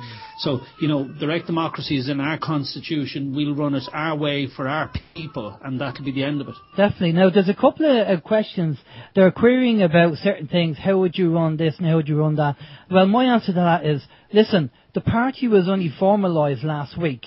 Give the party time to get organised in the structure and what they're going to do. But with people like Mike Montagna and the MPA, maybe we'll have a national banking system where the bank will actually issue the money the way it should be, like Abraham Lincoln did with the greenbacks. And we can still... You know what happened to him, Alan? I'm not saying that, right? Okay. Look, we all know that's the answer, right? Yeah. And, unfortunately, the majority of people are not awake yet, so you have to take them by the hand and walk baby steps. And, obviously debt-free currency is the way to go. And, so we have to do that, but in small steps. And, I genuinely believe in our country and the people in it. Once you come to the table with no agenda, there's no shyster from Europe looking for his hand. I have written out my speech for Wednesday, but one of the lines in it that I thought was good was about Enda Kenny getting the European Man of the Year. Brilliant, isn't it? And, it just came to mind that, they're robbing Peter to pay Paul, right? So when you do that, at least you're always guaranteed the support of Paul. Well, I think it's more Knob of the Year than the European of the Year, and that's just my own belief on it with Enda Kenny, because he loves collecting rewards like this, and they give it to him and pat him on the bum now and say, "Go off, Enda. Now tell your people that we're going to take more money off them and do it with a smile." Exactly, and we can all see it here, and he's standing there like this big global gobshite, I get embarrassed for him. I nearly love to put my arm around and say, "Enda, come on, you're not a bad bloke. Would you ever go back to school teaching or something?" Because they're just making an idiot of you. They gave you another reward, and you're on Time magazine. Now, I have a picture on my Facebook there, and it says Time, picture of in Time magazine. It says, "Time we woke up, Celtic gobshite." And just, I feel sorry for him sometimes, because does he not notice that they're playing him just like a mug? Yeah, but maybe he doesn't see. The thing is, I don't know whether it was me and you talking about it or whether it was on that show last night, but you're saying that there's a difference with being popular and being respected. Now, you can be popular, but, the Europeans don't respect Enda. They might like him, but they don't respect him. And, as I always say down in my son's school, I'm not there for a personality competition. I'm there to make sure my son gets what he wants, and I'll go in and I'll speak to the teachers and I'll have a go if need be. But there are parents who actually don't. They'll have their bitching competition outside the gate and they won't say boo to the teachers inside. And unfortunately, I don't really care. You know, I'll go in and I'll say what I have to say. Now, they mightn't like me for it, but they'll probably respect me for it because I do speak my mind. Yeah, that's the point. And I keep saying to people, it's not a popularity contest. Like me or love me, it doesn't really matter. It's irrelevant, to be honest. Yeah. I mean, just get on with direct democracy, get what our forefathers left for us, the protection. I mean, they left loads of protections for us. And, you know, you can see them being violated every day. But with the direct democracy, and that's what they left us. It doesn't matter if you like me or don't like me. It's irrelevant. I mean, you don't have to like me. You set it up in your own area, get involved. You're the ones who make sure it's kept clean and for what it should stand for. And that's it. There's nothing else. Trust yourself, as Johnny was saying. There's no one else to trust. And stop moaning. You know, enough. Jesus, if I hear another person moaning, I am punching them in the face. We'll pass that. We'll put that on a referendum. Now, I will say it's important. Even if the people said, look, I don't like Ben, but I respect him for what he's doing. That's good enough because, you know, if you're doing the job and getting the job done, okay, they mightn't like you as a person, but they'll have to respect you if you get the job done.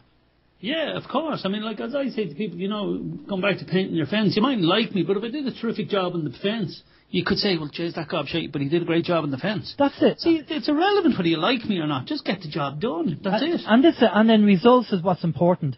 And I think, you know, so for everybody listening to the show, and not just in Ireland, but globally as well, I mean, we need to push this out that Ireland is beginning to do something. We are doing something. We are looking at direct democracy. That's the way things have to go for now until something better comes along.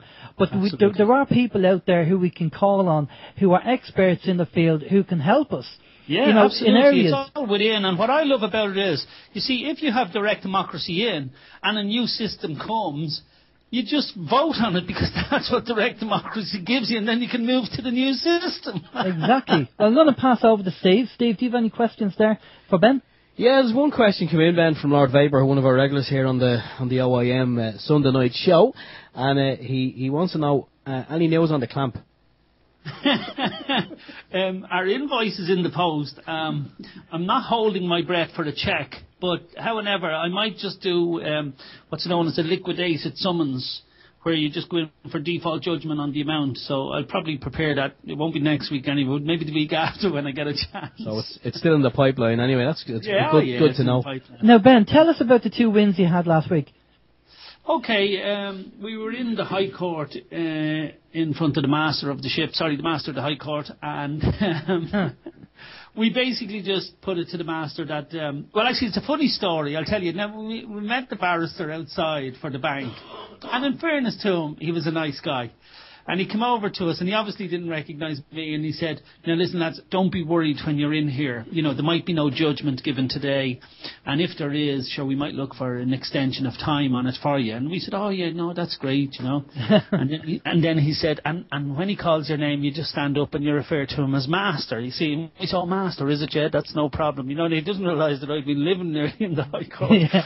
So anyway, the minute he went in and he stood up and he did his bit. And then, of course, when it came to our turn, we just stood up. We just said, basically, Master, we object to the proceedings as the court hasn't established subject matter jurisdiction. And the Master said to us, and why is that? And we said, well, there's no competent witness from the bank, and we don't believe there's an affidavit in court. So the barrister was looking around and he got his affidavit. You see, now we knew they had an affidavit, but we said, well, if you read the first paragraph of the affidavit, and all the bank's affidavits are done like this, by the way, but if you read the first paragraph, it'll say, I make this affidavit of facts within my own knowledge. Now, that's where the full stop should be, right? But it goes on to say, save where otherwise appears, and where so appearing, I believe the same to be true. Now, that's the nicest way you'll ever say, if somebody told me this, I was told to sign it, and hey, I think it's true. Now, that's not an affidavit.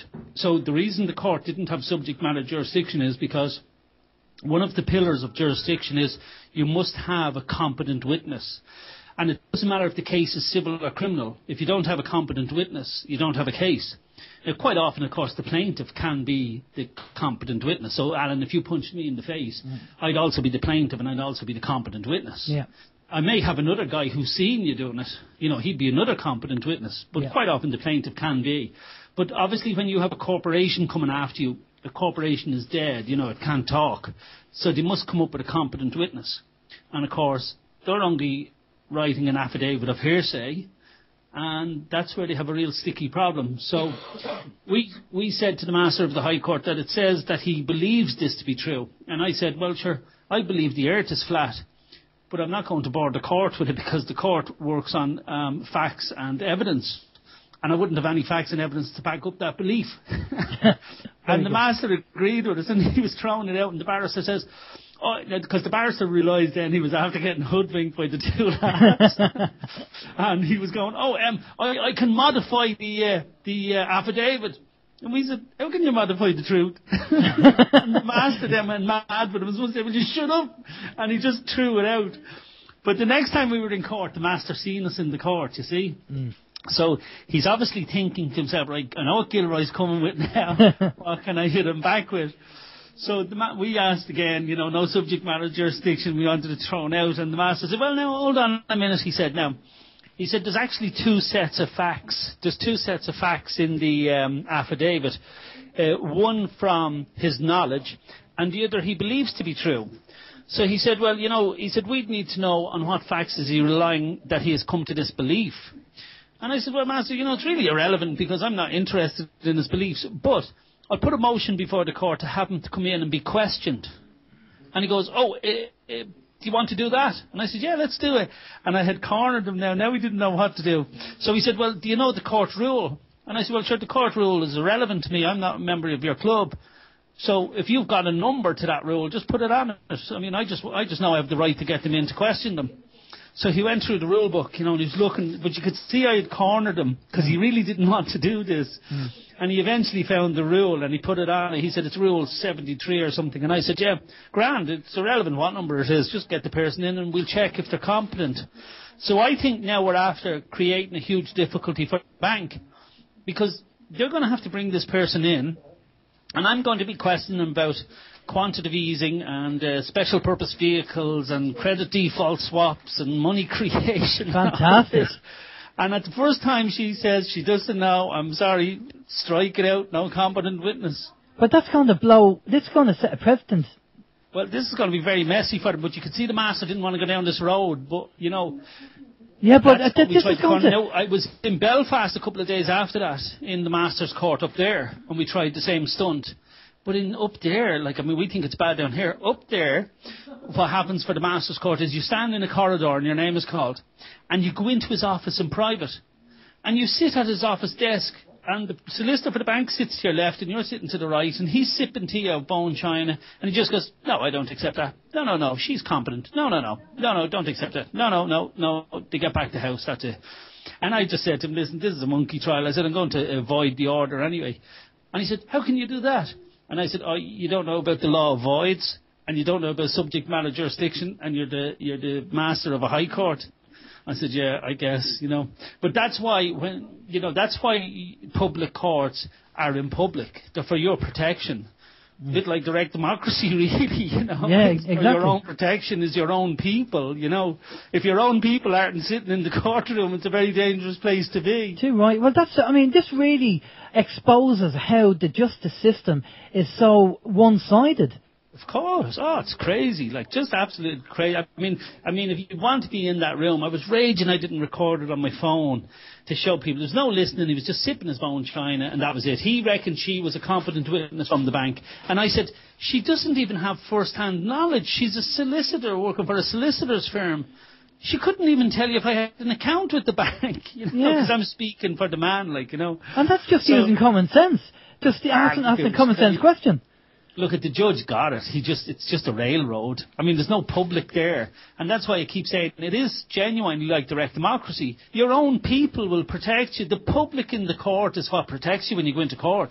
You could imagine if all our courts were held in private like that. What would it be like down here? Oh, it'd be madness. Well, and that's what I keep saying about direct democracy.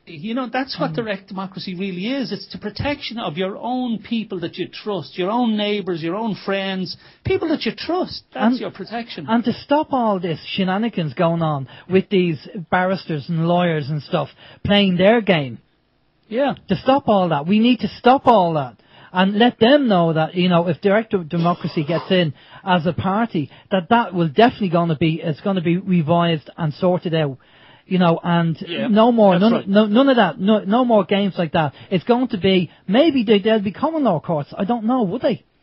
Well, we should have common law courts. We should also have judges being vetted in public office. We should have, like you would have, say, inspectors for the taxi regulator. Now and again, they just wave down a taxi and they get in and they check, is he charging the right amount and he's going the right route and stuff like that. And you have same people going around checking judges. They sit in on an odd case for mortgage repossession or whatever. They listen to it, and if they find he was fair and blah, blah, that's okay. But and then you report them to the regulator as well. So the regulator then goes, but there's nobody regulates a judge. Nobody. Yeah. And that's wrong. That's wrong. Look, that's the highest power in the land, really, if you think about it. That he can decide your whole life there. But look and at there's no regulator of him. Look at the referendum. The High Court said that the government were right to do what they did, and then the Supreme Court said no. Then people are looking at this and going, hang on a minute, how can it be so different between the two of them? Of course, yeah, but you see, they're a law unto themselves. I've had judges telling me, this is my courtroom. You don't talk to me like that in my courtroom. And I went, your courtroom? Sorry, I'm in the wrong court. Yeah. Oh, it's unbelievable. All right, Ben, well, listen, we've come to that time. Steve is going to do the roundup for you. Yeah, Ben, we just a quick one in here from Lord Vapor again. He's asking about QE2, obviously, the lady that lives in Buckingham Palace, and and whether she's in control of the judicial system. Obviously, it's the judicial system here in Ireland. Yes, she runs it, doesn't she?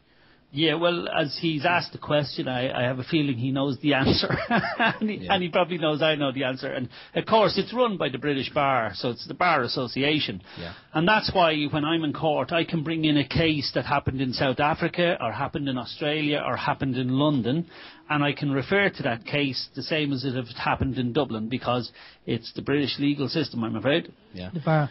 Okay, Ben. Time to get John, the website. just wants a quick word before he heads off. Okay. Stick him on, so. Hey, lads.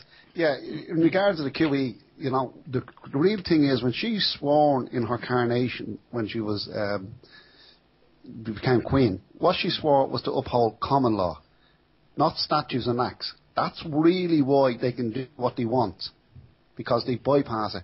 But all you'll find all the time is everything goes back to the Crown. Everything goes back to the City of London. And that's something that people really need to look at. Yeah, definitely, yeah. We need to look at that. Well, Johnny, that's brilliant. Thanks a lot. We've reached that time. Tell us, go ahead, Steve. Just a quick one, Johnny, how are you getting on now? How's the health? Health-wise? Yeah, how's the health? Well, I had a heart attack. I was in hospital. But I got a stent put in, and then what happened is when they sent out the report, they want to put another stent in, and I don't know why they didn't do both of them at the same time.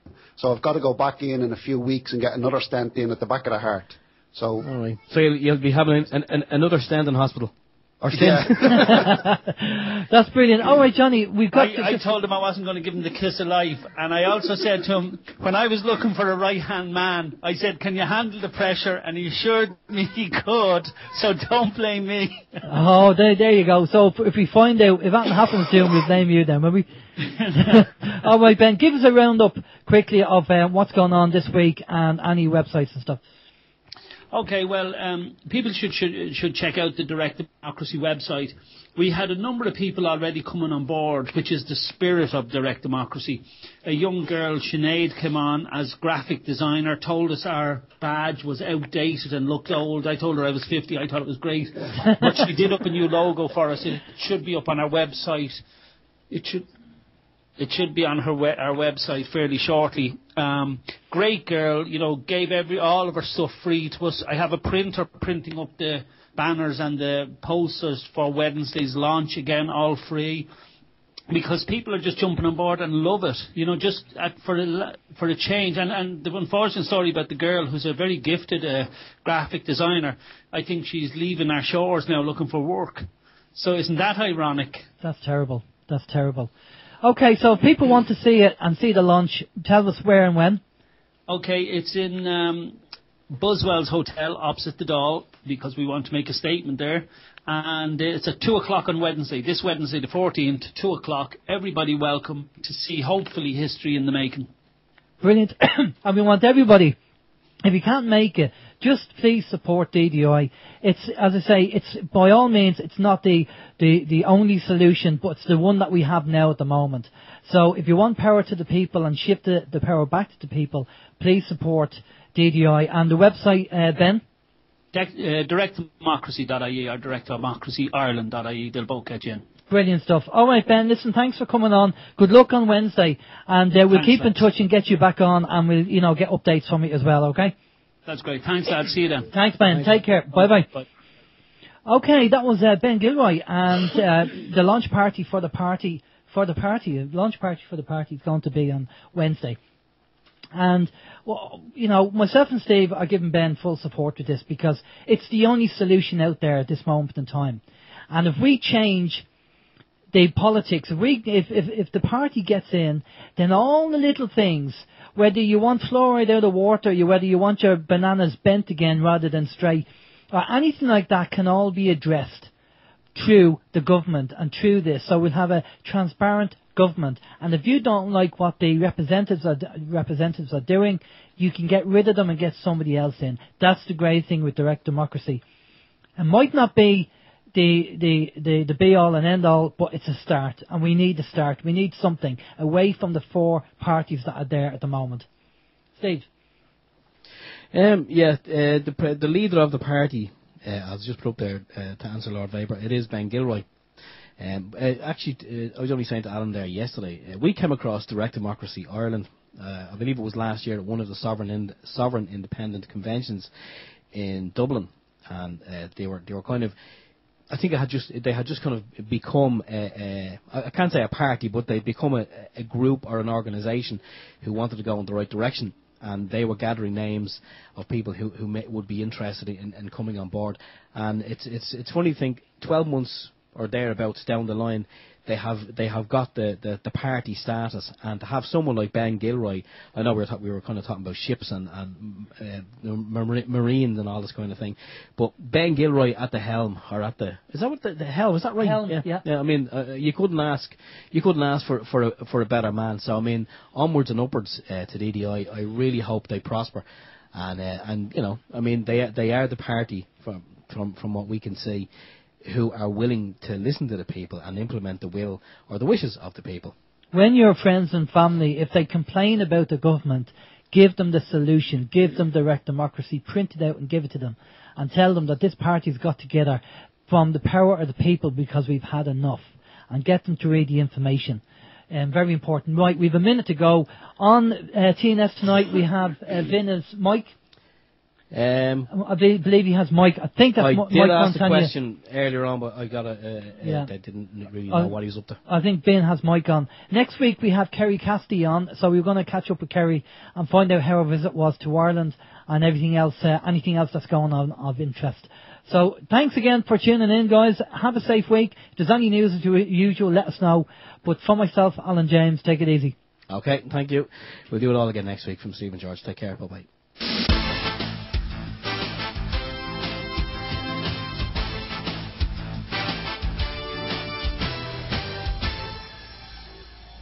Open your mind.